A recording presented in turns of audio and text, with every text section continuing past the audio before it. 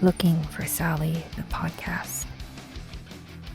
Looking for Sally, Episode 1, Part 1. Evil Becomes You. Somewhere on Interstate 94, North Dakota, a red Mustang drives off into the night. James is having trouble focusing on the road, and his daughter Charlie is dozing beside him, her feet on the dashboard. They left Seattle without looking back and took the only direction they could. Where had Sally gone? Why had she left home without a word? Why Boston, Dad? It's instinct, Charlie. Birds always go back to where they come from. It's where she said she'd go. James struggles to finish his sentence. He struggles to understand what happened. His wife's run away, the amount of miles swallowed since they left home.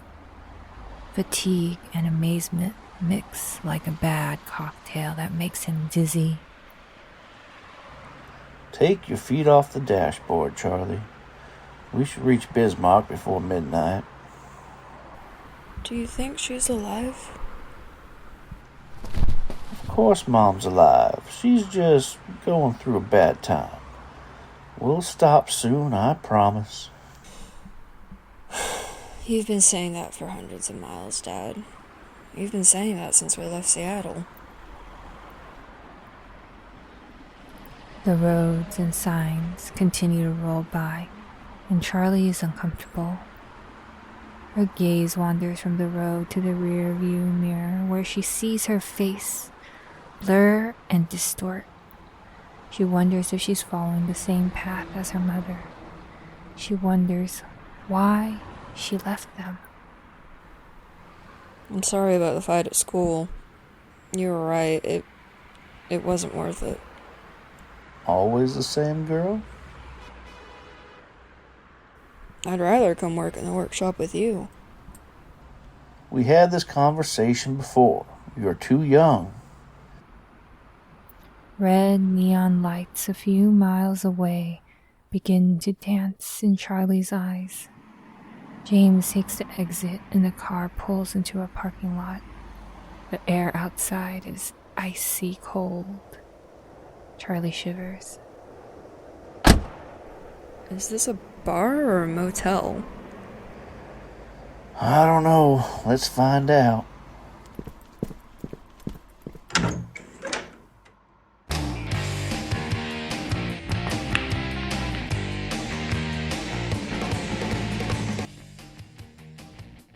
The atmosphere in the bar is deafening after hours closed in the car. Charlie feels nauseous. James doesn't notice and heads for the counter, where a young waiter stares at him, a little haggard, no doubt surprised to see human beings still passing through the door of his establishment at this hour. You know of any decent places to stay around here? We've come a long way and this cell service is dead. Charlie's stomach is in knots, and she bolts for the bathroom, her hand over her mouth. A tall man in a denim jacket covered with band patches watches her pass, cigarette in mouth. That kid of yours looks car sick. You know, you go 6 more miles, you're gonna hit the motel. James is starting to feel sick too. The smoke filling the bar, the music pounding in his head, and the big man next to the pool table staring at him. Even the barman seems anxious. Are you drinking or not? No thanks. We leave. James heads for the bathroom. The fog of cigarette smoke now seems to rise up in front of him like a wall, and the floor is no longer so firm under his feet. Charlie? It's okay, Dad. The motel's only 6 miles from here. Can you make it?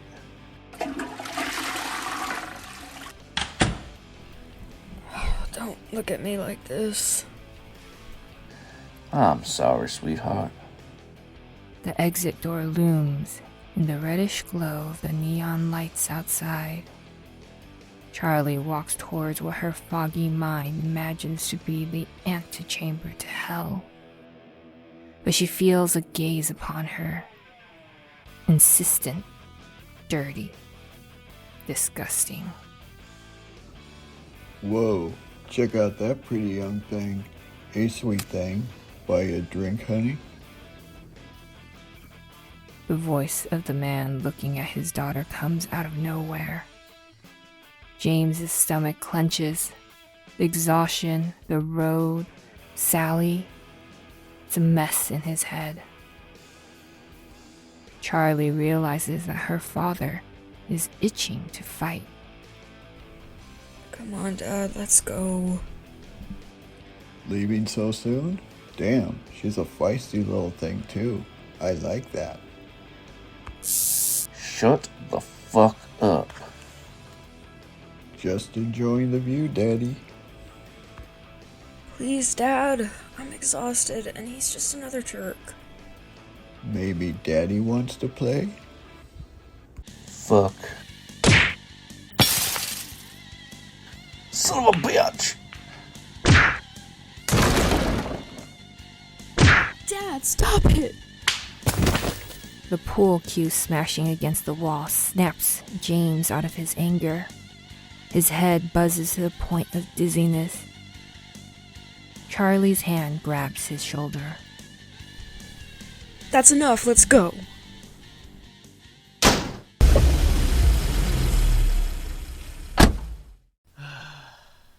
The motel room is silent.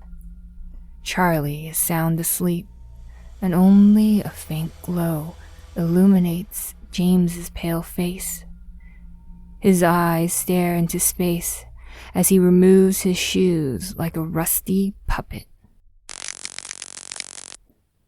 A shadow passes, invisible to James's absent eyes.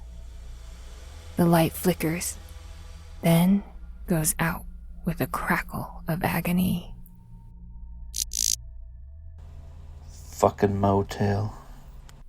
With no other choice, James lies down, prey to the dark thoughts that resurface under the cover of night, poisoning even his sleep.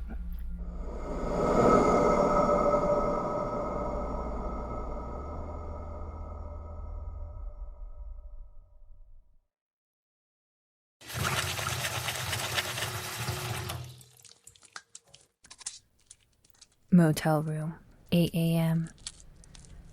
Charlie has climbed out of bed and locked herself in the bathroom. Gently, she rolls her sleeves over her scratched forearms. Still red and hot, as painful as the secret she's hiding. Can't believe I let you do this, little bastard. Daddy? Daddy, is that you? But James is still asleep. So Charlie returns, resumes her train of thought. She lets the water run. The sound soothes her.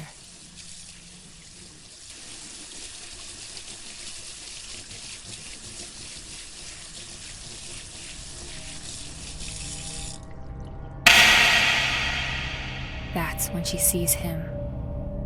His face melting with hers in the filthy mirror. A red glow shining in his empty sockets, as if death itself were staring at her. Charlie lets out a scream.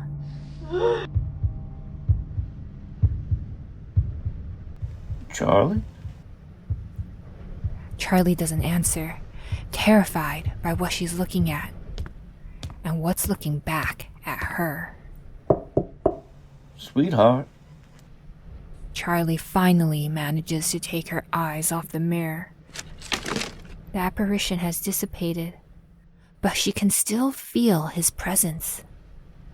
The smell of sulfur he brings with him every time he visits. She collects her things and leaves without looking back.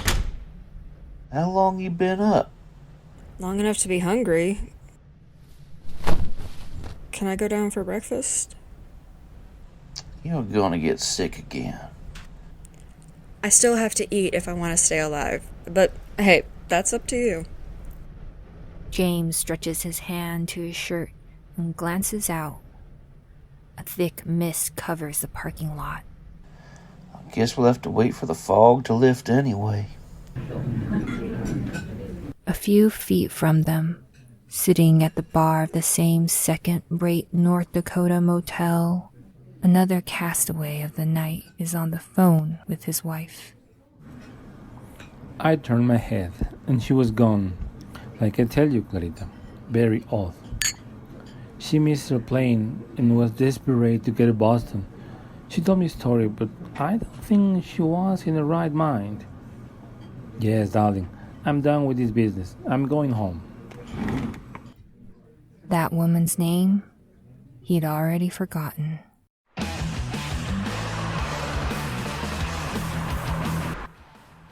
The road continues eastward for James and Charlie.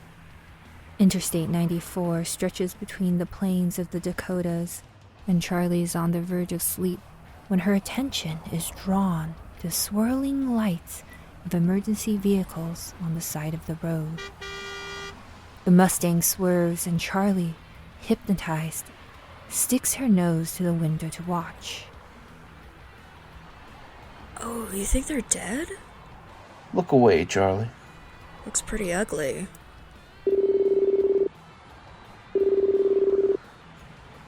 Answer the phone, please. Hello? Yeah, he's here, but he's driving. Put it on speaker. Yeah, James. Officer Sherman here, Seattle PD. I'm calling to ask where you are right now and give you some news. We're on the road. What news? We checked your wife's bank account. You mean our account? Well, turns out your wife had her own bank account in her name. She cleaned it out 3 days ago. I'm sorry, we don't know anything more currently. Her cell phone hasn't transmitted since. Her sister in Boston? Well, she hasn't answered either, but we'll keep trying. I'm sorry. It's okay. It's okay. We'll get through this. We'll find her. Can I put on some music, please?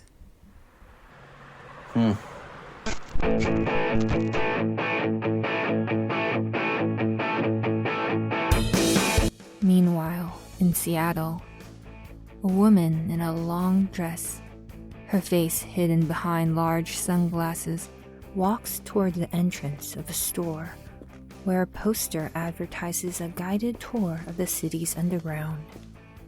She enters. The counter has long since been abandoned, and the smell of the tunnels is overwhelming. Not the ideal hideout, but at least nobody's coming to look for them there.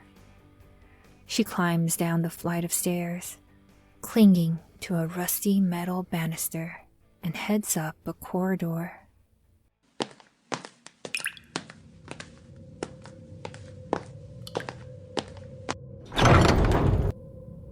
David stands there, his long black hair and leather coat giving him the air of a superhero he's not.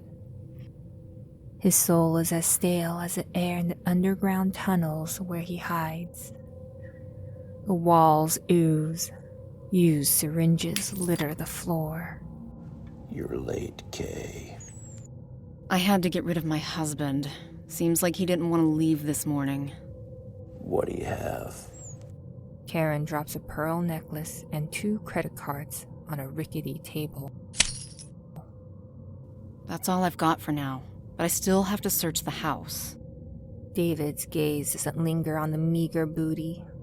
His hands caress Karen's shoulder and slide under her dress. She doesn't move, staring at him like a willless puppet. Forget the money. You know what I need right now? Blood. The group's starting to lose faith. It's been a long time since we've had one of these parties, you know. How many do you need? 2. 1 to entertain the followers. 1 to entertain me. Young, firm, brunette. You know how I like them. Take Garth with you if you need a henchman. We're gonna have some fun. Yes, master. The fog has now completely cleared, and James and Charlie have stopped at a North Dakota gas station. Charlie has walked away toward the store, and James is daydreaming, a motionless silhouette behind the gas pump.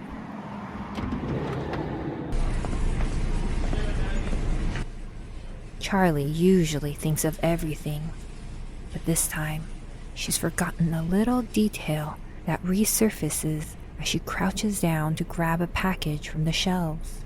A detail with a finely honed blade protruding from the sock where she hides it since she's stolen it from her father's workshop. Shit. Good morning. Morning.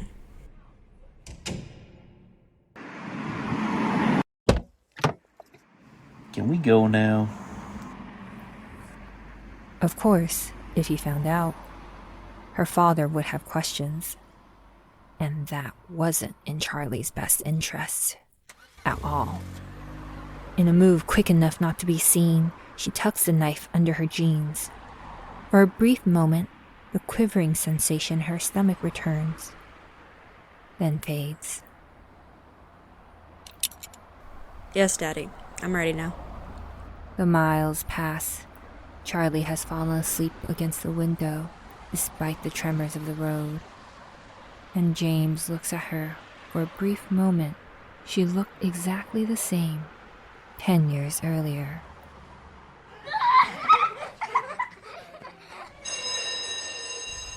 I'm sorry I had to call you, Mr. Anderson. You haven't told me what's going on. Where's her mother? She's working. There's a problem with your daughter, Mr. Anderson. Nothing serious, but she suddenly falls asleep in class. Does she sleep well at home?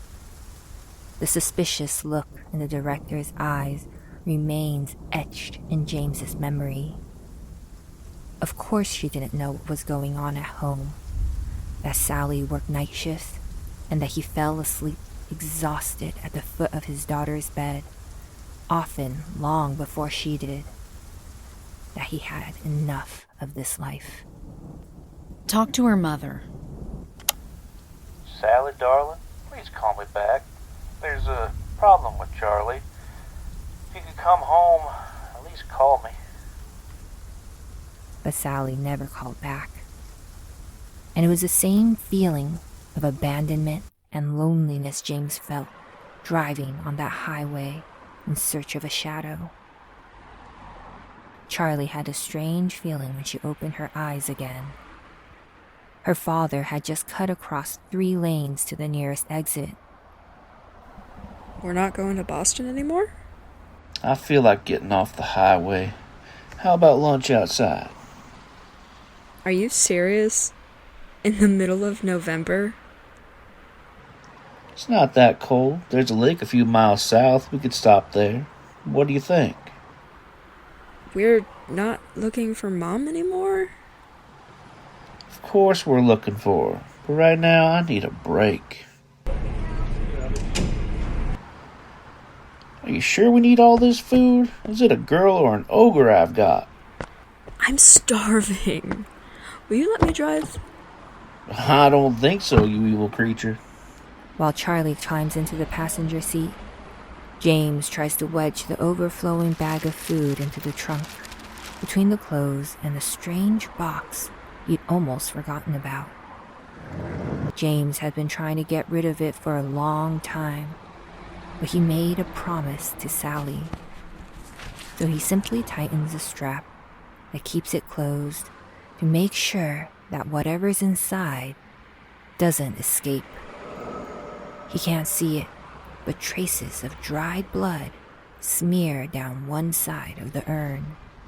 James 1, creepy earn 0. Sorry, Grandma. What took so long?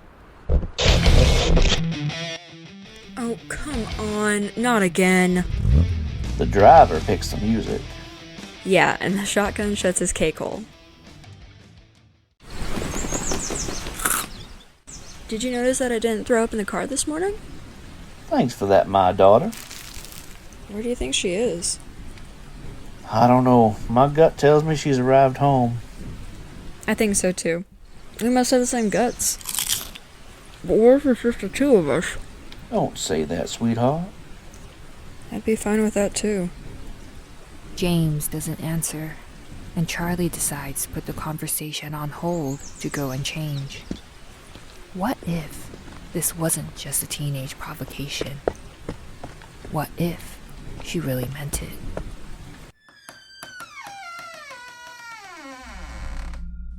Oh shit, it's been a while since anyone cleaned this place. Maybe one day. What is that? Fuck! What the hell are you doing here? The snake uncoils and slides. Charlie could let him go, pick up her stuff, and get the hell out. She could, but she's not alone. And the voice rises in Charlie's head, frightening, bewitching. What are you gonna do, little Charlie?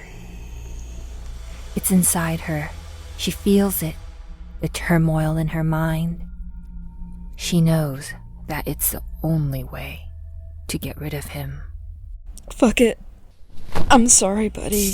Please, make it quick and clean. Come on. You got what you wanted.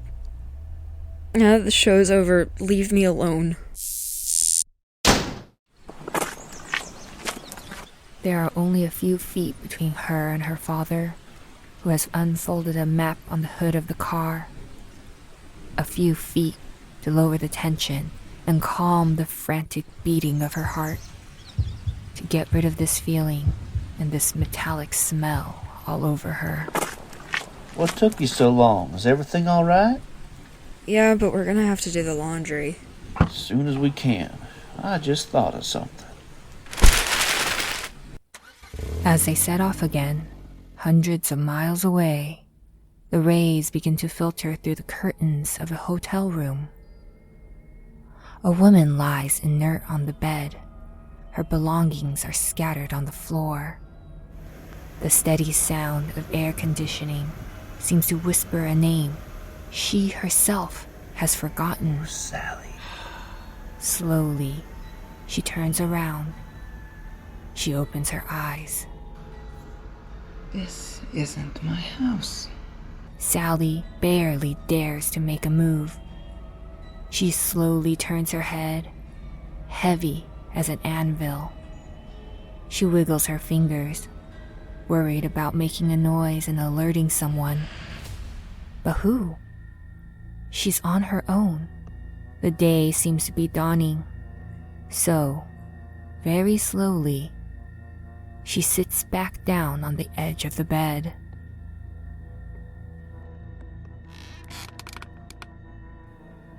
The window is at the other end, almost out of reach.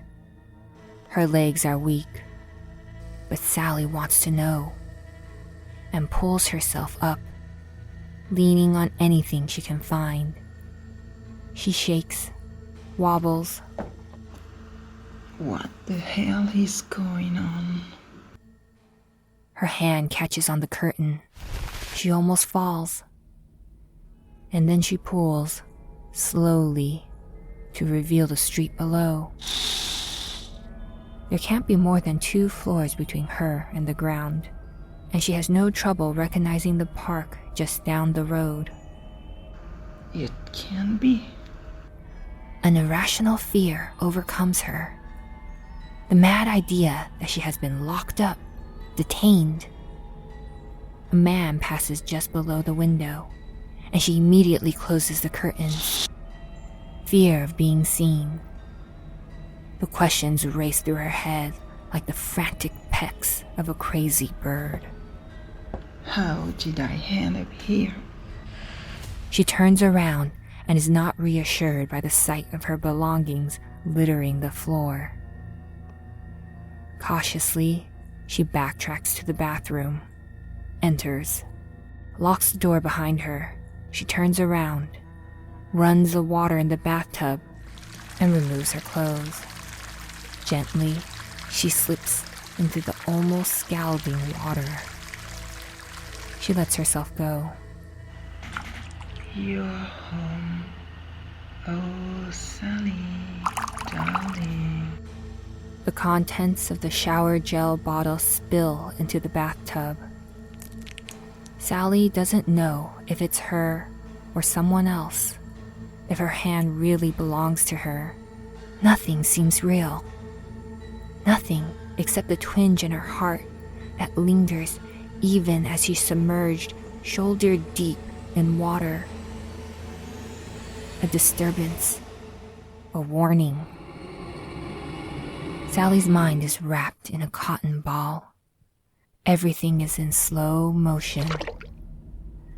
She unlocks the bathroom door and randomly picks clothes around the room. There's more than just clothes on the floor. Bottles full of pills, a crumbled prescription, and a book. Her finger runs across the cover, where tree branches in relief shelter the silhouette of a child. Is this mine? So, Sally sits on the edge of the bed and starts turning the pages. Notes in the margin awaken something. Sally continues reading. They're not notes. They're calls. He'll do it. He'll end up doing it. Sally shivers. Her heart beating like crazy. The handwriting distorts with each page, becomes almost illegible. But she has no doubt it's hers. He's going to kill you.